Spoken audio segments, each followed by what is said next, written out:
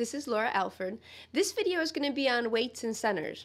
So in some previous videos, I've talked about this weights and centers method for calculating kg, and so now I'm finally going to get around to doing it in some detail here. So recall our stability analysis. We have these four main points. We call the metacenter, the center of gravity, the center of buoyancy, and the keel.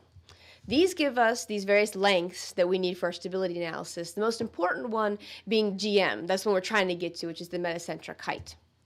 Right. So for initial transfer stability, we've got GM is equal to Km minus Kg. Not a very difficult calculation, right?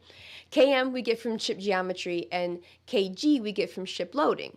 Right? And if GM is positive, then the ship is stable. If GM is 0, then the ship is neutrally stable. And if GM is negative, then the ship is unstable.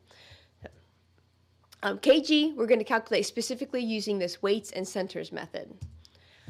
All right, so for the ship loading itself, we've got some general categories of weights, right? There's the light ship weight, which is the hull, machinery, outfitting. It's all the stuff that doesn't leave the ship ever. The cargo, you got fuel, personnel, fresh water, ballast water, etc. For the centers themselves, we have vertical, longitudinal, and transverse centers of gravity for each item, and then you combine all of the above to calculate the kg for the entire ship. All right, so here's an example. Here we have a ship. For the light ship weight, we have some structure, right? Each of them has its own little center of gravity here, marked with a little red dot and a lowercase g.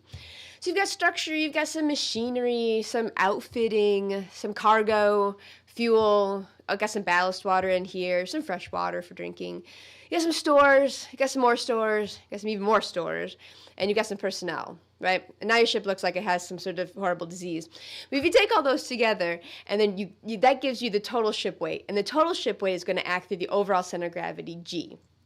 Right. Once we calculate G, we can compare that to where the keel line is, to where M is, and from that, put in center of buoyancy, and now we're talking about longitudinal transfer stability, right? So the whole key to this is estimating, or calculating, I should say, kg from your ship loads using the weights and centers. So why do we care where the center of gravity is? Well, the three reasons for each of the three dimensions. So for stability, we care where the vertical center of gravity is, because hopefully G is underneath M, because otherwise your ship is going to be unstable. For the transverse center of gravity, it depends on where it is in relationship to the center line. If it's on the center line, then your ship will be on even keel, and that will be good. If it's off to the side, then your ship will have a list to it. And then finally, for the longitudinal center of gravity, we compare that to where the center of flotation is. If they do not align, then your ship will have some sort of trim to it. Right. So calculating the centers is really not that difficult. There's just a lot of numbers to it, if you will.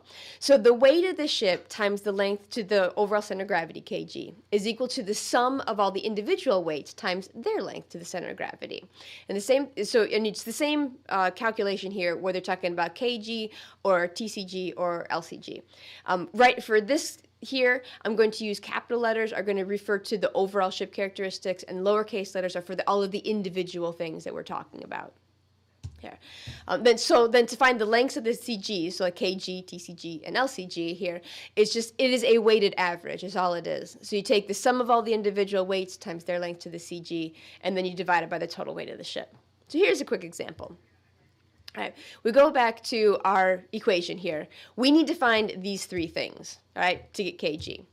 So we set up, the easiest way to do it is just set up a table. So you have the item, you've got its weight, its center of gravity, or kg, and then the moment of the two of them, right? So you're given these numbers, right? You've got the light ship, you're told it has this weight and it has this kg, so you multiply them together to get the moment in the last column. You got cargo, fuel, fresh water, crew, however many things that you've got. At the end, you sum these two columns. So now you calculate the total weight of the ship, because it's just the sum of all the individual weights, and then now you've summed all of the moments. Okay. So going back to our example here, or the equation, we've got the sum, kg is equal to the sum of the moments divided by the weights. So we now have these numbers. You plug in these numbers, and then you get the total kg is 9.2 meters. So again, so now you know this, right? Kg, so now you can go back to and complete your stability analysis. That's really all there is to it. It's not difficult, right? I mean, it's just adding things up and dividing them. But it's a lot of bookkeeping. So when you're doing this, you got to make sure that you haven't lost a number somewhere, flip something around.